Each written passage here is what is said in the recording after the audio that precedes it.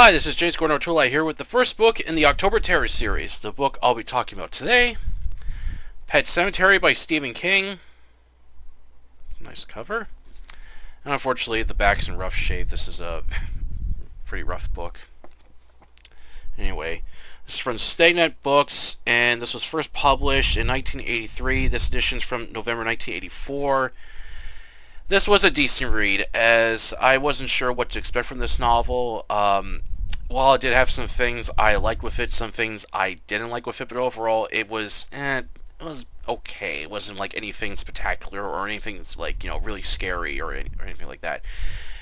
While I will say that this book does have it has its creepy and eerie moments and some really like haunting atmosphere. Like the scenes I liked was when Lewis is going through like this forest in the middle of the night, and there's like there's a thick mist on the ground. The air is very cold. It's like dead silent, and there's times he feels like he's being watched by unseen forces.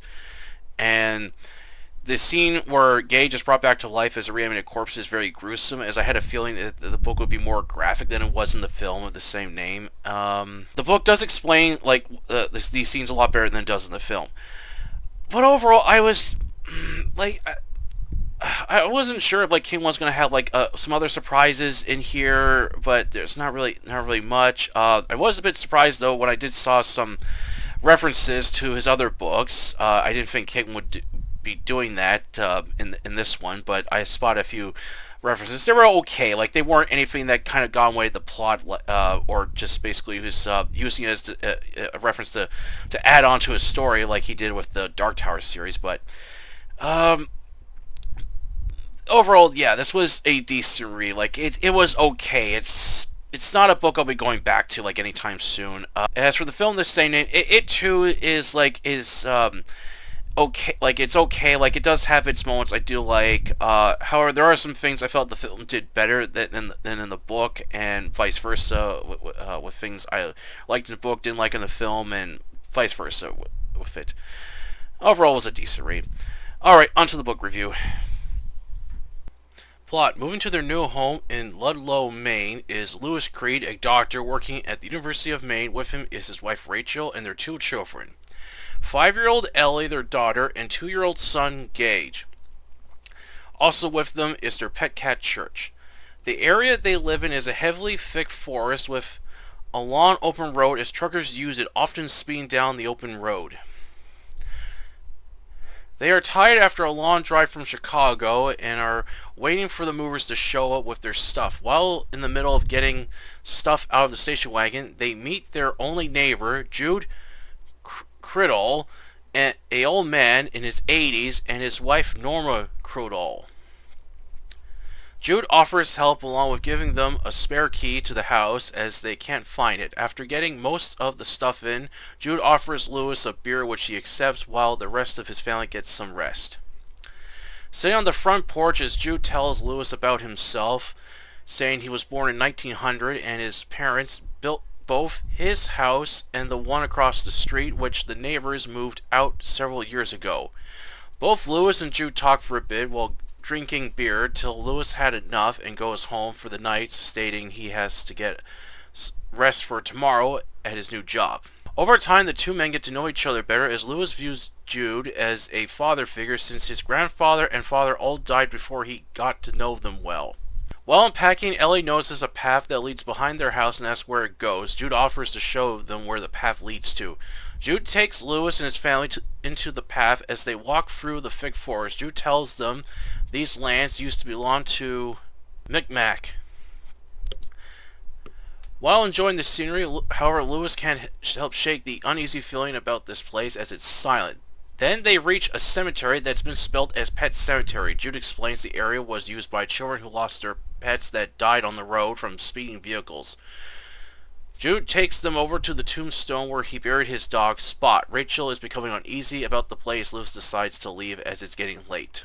While in the middle of putting together a model Rolls-Royce Silver Ghost, Ellie becomes worried about losing Church. Lewis tries to explaining how life and death work, but this only upsets her, which leads into an argument with Lewis and Rachel as she doesn't want her daughter going there again. Lewis goes next door to Jude to cool off for a while as he talks with Jude and his wife Norma. After a few glasses of iced tea and chatting for a bit, Lewis returns home. The following morning, Rachel forgives Lewis as the two go on their day. While working a slow day, Lewis is suddenly called in by a teacher as there's been an accident. Victor Pascal, while jogging with his two friends, was struck by a car and sent him flying into a tree, smashing half his head in. He's rushed into the medical room, but they don't have the equipment to treat his wounds. As they get a hold of university security so they can get a hold of an ambulance, Lewis stays with Victor as he looks over at him with blood oozing down his head and tries speaking to him, but only says a few words before dying. Shaken up by this event, he returns home after giving a police report. Later at night, Lewis is awakened in the night to find the ghost of Victor standing in his bedroom with blood dripping down his head. He wants Lewis to follow him and states he's a friend, getting out of bed as Victor takes Lewis further down the path towards Pet Sematary. Once there, Lewis finds bones hanging from trees as Victor warns him not to cross this path as it's more powerful than he knows. Lewis awakens in bed believing the whole event was a dream, only to find his feet covered in dirt and pine needles, realizing he went there last night. In November, Rachel is taking Ellie engaged to visit her parents in Chicago for Thanksgiving. However, Lewis is staying behind since her parents, Mr. Irwin Goldman and Mrs. Irwin, just like Lewis, believing he wasn't the right choice for their daughter and felt he would flunk medical school. Working hard to prove himself worthy for their daughter, and not once did he ask for help or money. Then after getting a degree, Mr. Goldman calls Lewis into his study, believing he's going to graduate him, but is outraged when Mr. Goldman offers him to cover the rest of his medical studies and to offer him enough money to buy himself a model over his daughter. Lewis explodes in anger, telling Mr. Goldman to take his checkbook and shut up his ass, and his daughter isn't for show. His father snaps back, which leads to the two getting into a fight, as both men refuse to speak to each other. Rachel is hoping they'll set aside their differences with her husband, but Lewis doesn't believe they'll ever forgive him. However, Lewis won't be alone in his house as Jude and his wife Norma have invited him for Thanksgiving dinner. Awakening after having a nice dinner yesterday, Lewis hears the phone ring, believing it's Rachel and the kids, but when he answers the phone, it's Jude with bad news as there's a dead cat on his front lawn and believes it's church. Getting dressed as Lewis steps outside in the freezing cold morning, as he approaches the road in front of him, Jude is yelling at him but can't hear what he's saying over the howling wind, followed by the air horn as a semi-truck speeds by. Lewis then crosses the street to see the frozen corpse of Church ran over. Unsure what to do, as Lewis knows this would upset Ellie as she loved Church. Trying to think of something while putting Church's body in a garbage bag, Jude has an idea and rushes back inside his house and returns with a flashlight and a shovel. He takes Lewis past the pet cemetery and deeper into the forest. Lewis has noticed the area is becoming thinner, a mist on the ground along with a strange silence. Jude leads him into an ancient burial ground that belonged to the Micmac, used this area to bury their dead. Lewis tries getting Jude to answer his questions of what they're doing out here, but refuses to answer, tells him to bury Church. After doing this, they return home as Lewis knows he'll have to explain what happened to their cat when the family comes back. The next day, Lewis is shocked to see Church again. He holds him as he feels a bit heavier and stinks badly, but seems to be acting normal again. However, Lewis notices some differences with Church as he acts hostile at times, along with silently launching him.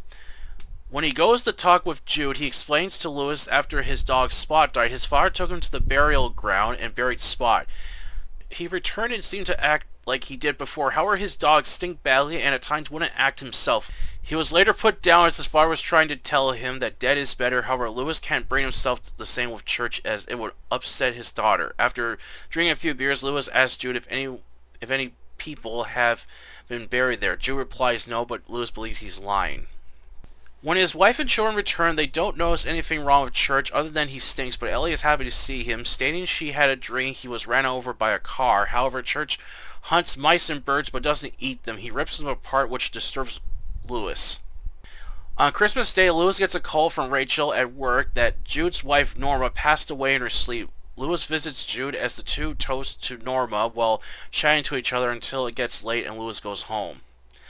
While in bed, Rachel tells her husband she can't go to the funeral because it reminds her of Zelda, her older sister that became ill with spinal meningitis, as her parents spent a lot of money trying to help her, but when the bills began stacking up, they were unable to treat her illness to the point where they erased her from their lives.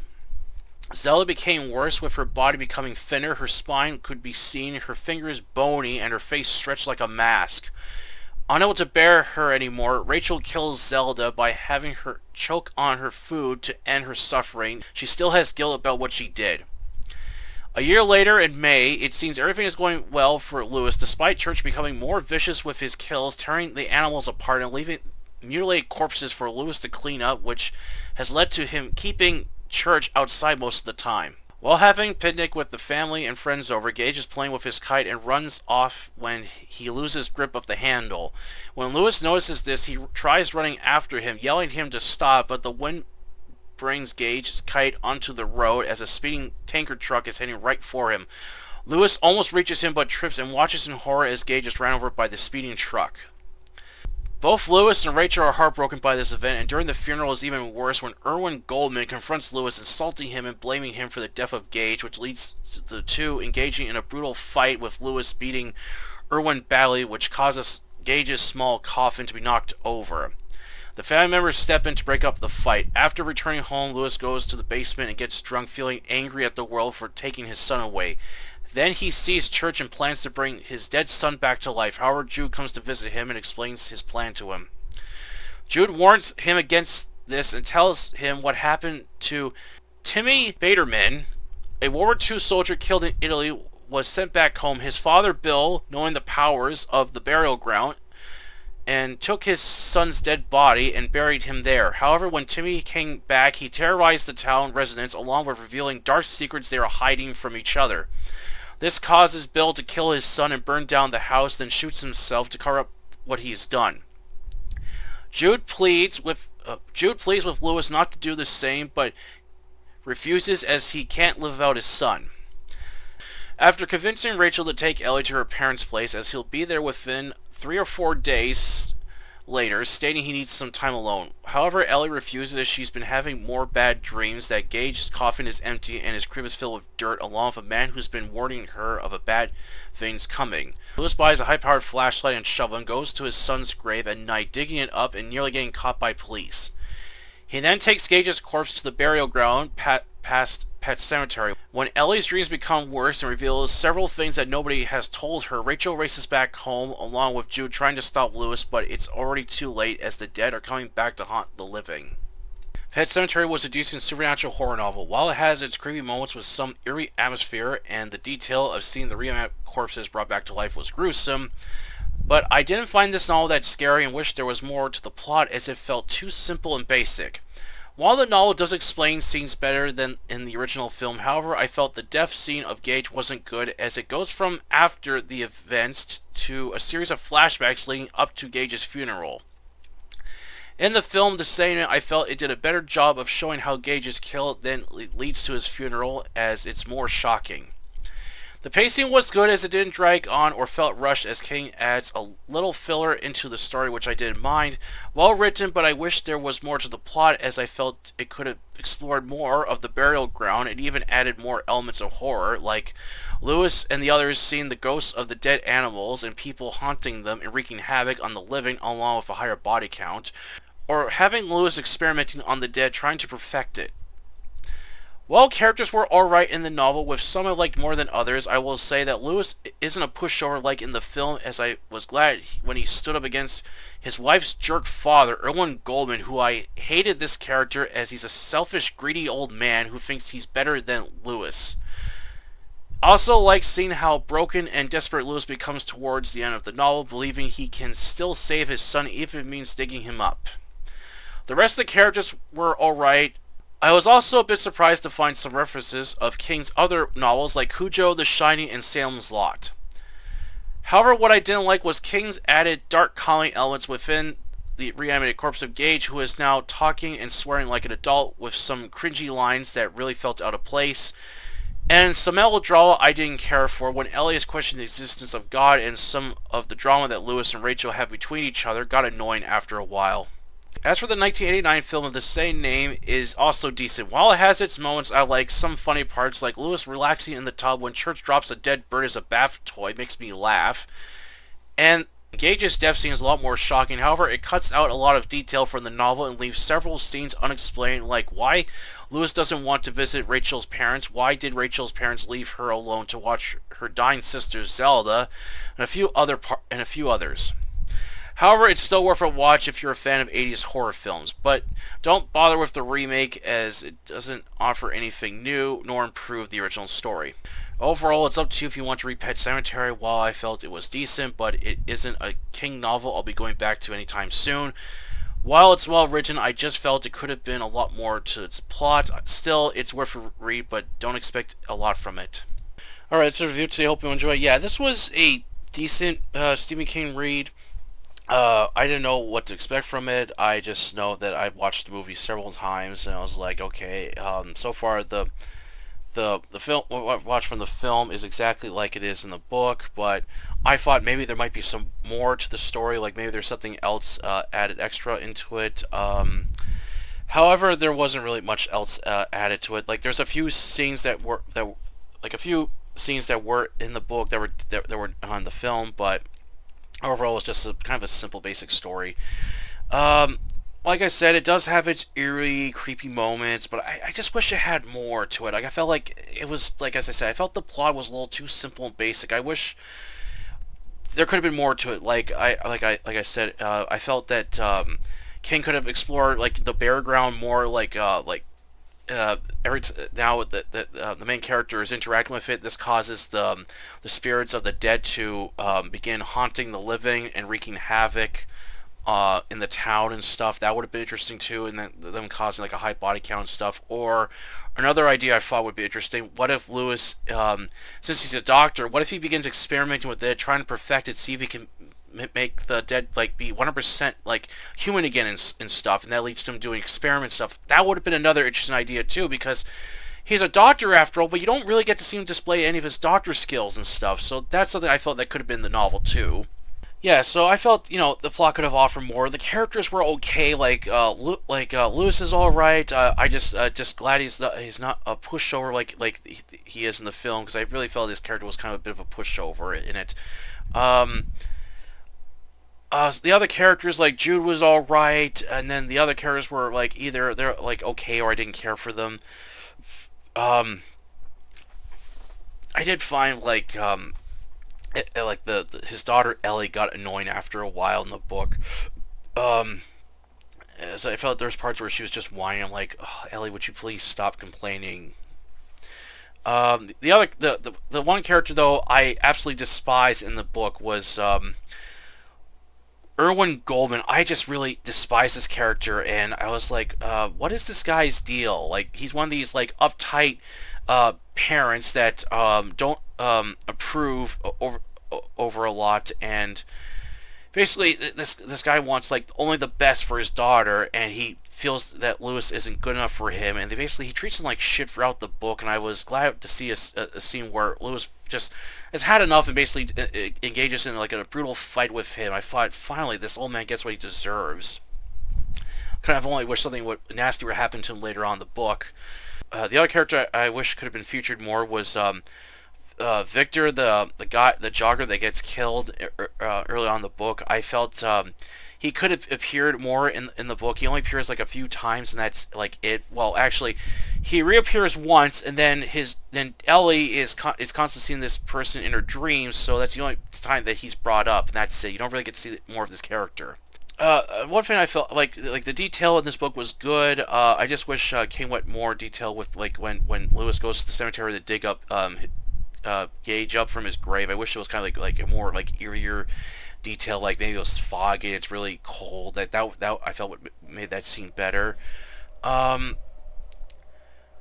Yeah, other than that, this novel isn't really that. I don't find it that scary. Like, it does have its creepy and eerie moments, but it's not really scary or anything. Like, I was, expecting some more gruesome stuff to happen later on in the book, but nothing. But no, that doesn't happen.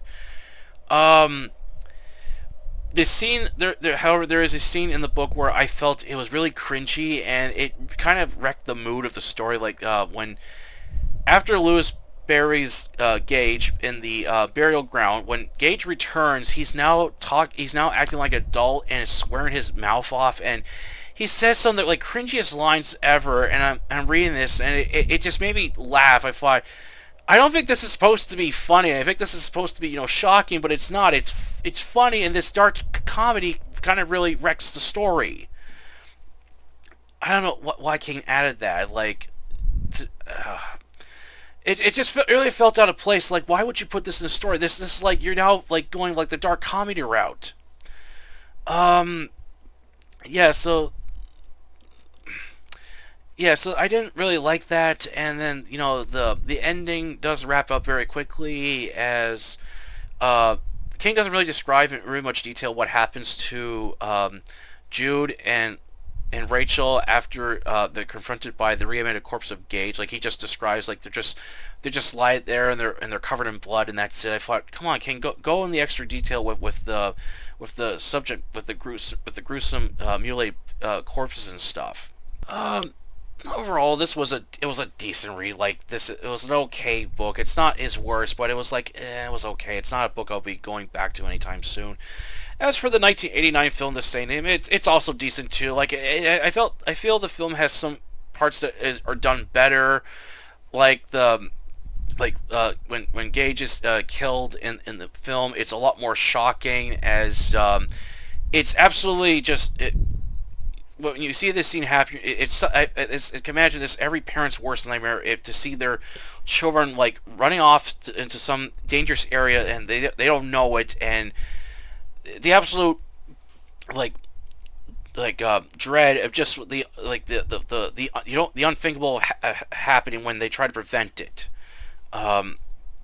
So I felt that scene was very shocking and stuff. As the book, it just says a truck hit him, and it doesn't really go into detail what happened.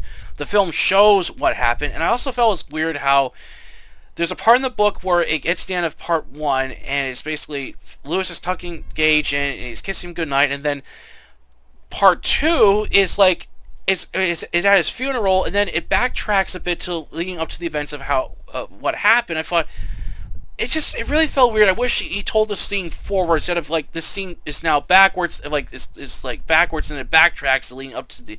But I didn't like that. While there's some detail on the like Pet Sematary and the burial ground, I wish there was a little more to it. Like it's basically Jude just gives some brief like description of history of the place, and that's it. I wish I could have went more into that.